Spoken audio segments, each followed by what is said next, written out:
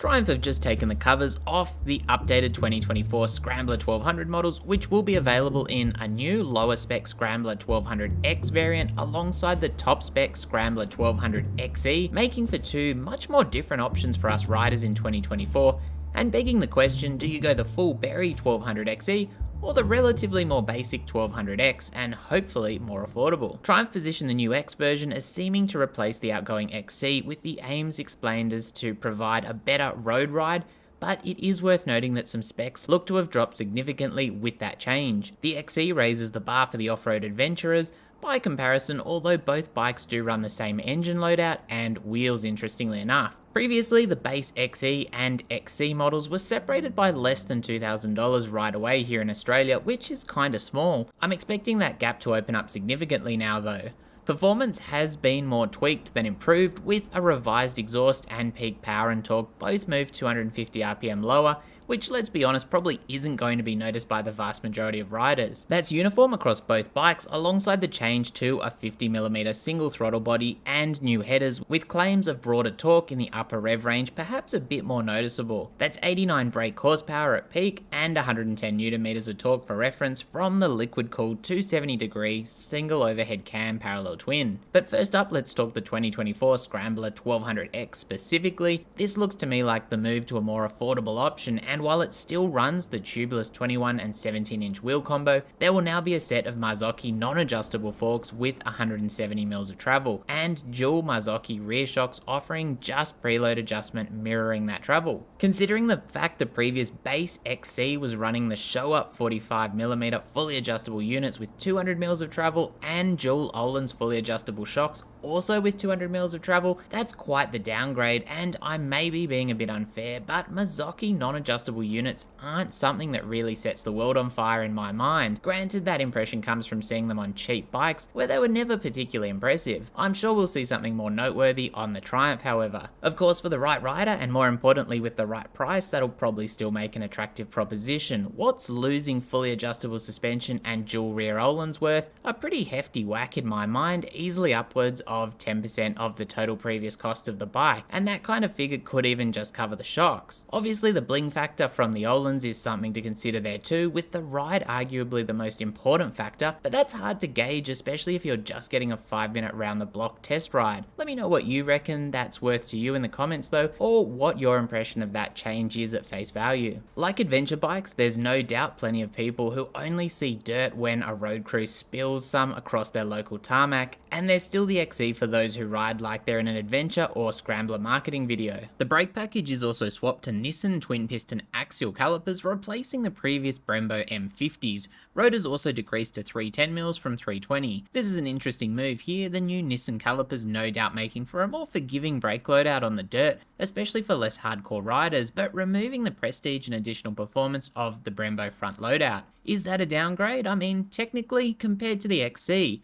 On the other hand, it makes a lot of sense, especially for a more serious off-roader, but the XE is the more serious off-roader of the two. Of course, this no doubt helps bring the price down. The Scrambler 1200X then runs much shorter suspension travel as mentioned, and that's reflected in a very inviting 820mm seat height, which can be further lowered to 795mm with the accessory lowering seat. Talking about shared features, both the X and the XE run an optimized cornering ABS and traction control system with 5 modes for the X, including mode-specific settings for TC, ABS, and throttle response, including a rider configurable option. Notably, the old XE did not get the IMU, and as a result missed out on the cornering ABS and traction control, just getting the base versions, but if we're honest, that's a differentiation that makes little sense these days and probably saves little real production cost compared to just giving both bikes the full loadout. With the drastic suspension changes, this particular point of difference probably fell by the wayside, as a bigger differentiation between loadouts was already there. The XE adds Off-Road Pro to these modes, but obviously already has the more advanced rider aids, so there's less change here. There's a full TFT on the XE too, which looks very much in keeping with the Triumph dashes we've seen in the past, including on the XE. And it is quite a bulky unit with a bit more of a space age theme to it. The X actually gets a much more elegant but basic LCD/TFT hybrid dash, where there's an upper LCD and lower TFT, which actually look like an old analog clock with a small inbuilt screen. It's much more high tech than that of course, but is definitely the nicer looking of the two setups to my eye. But let me know what you think of that one. Specific to the X, we also see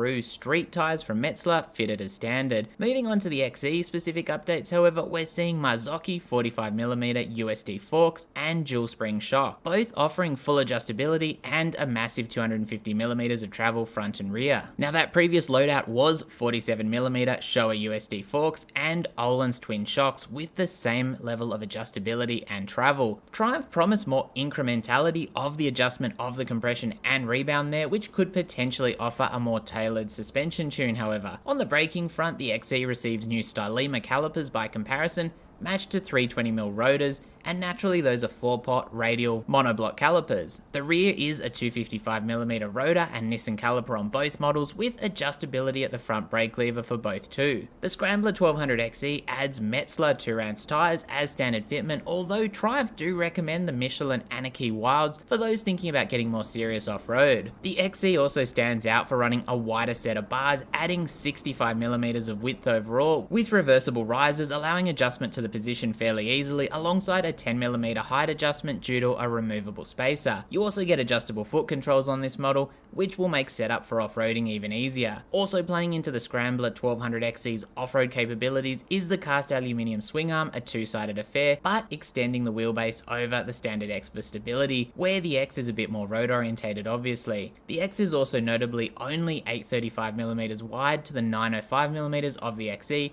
if you're thinking about lane filtering. The XE does run the taller seat height of 870mm, which may be a barrier to shorter riders, with the bikes weighing in at 230 kilos for the XE and 228 kilos for the X, with tweaked rake and trails. The XE running 0.7 more rake and an additional 4.2mm of trail. Fuel capacity is 15 litres, which should make for an easy 250 to 300km range depending on just how hard you ride. Service intervals are also a lengthy 16,000km or 12 months, whichever comes first. Overall, this seems an interesting move by Triumph. The Scrambler 1200X offers a more accessible machine, and that makes sense. It's lower, it's more affordable, and the electronics package does evolve into including an IMU. That looks ready to capture a different type of rider than who would traditionally buy the pretty hardcore Triumph Scrambler 1200s, which certainly aligns with those who like the Scrambler theme, but perhaps aren't that interested in the really heavy-duty off-roading. By comparison, the 2024 Scrambler 1200 XE gets a brake upgrade, and while the Marzocchi suspension loadout could well be an upgrade, the loss of Ohlins shocks is quite a noticeable change, and I think most people would actually expect a price drop for that. The cool thing about the new shock is that they resemble almost a double inline shock, which obviously offers some interesting opportunities to tailor the shock performance, so maybe we'll see some big improvements there. From a styling perspective, compared to the old model, there seems to be only quite small differences however, and it'd be easy not to even notice those differences between the 2023 and 2024 apart from colours. Perhaps the most interesting point that isn't covered here is where the pricing will land for both models in light of all these changes. Let me know what you think in the comments though, and as always, stay safe out there and thanks for watching. Throw me a like if you're still here.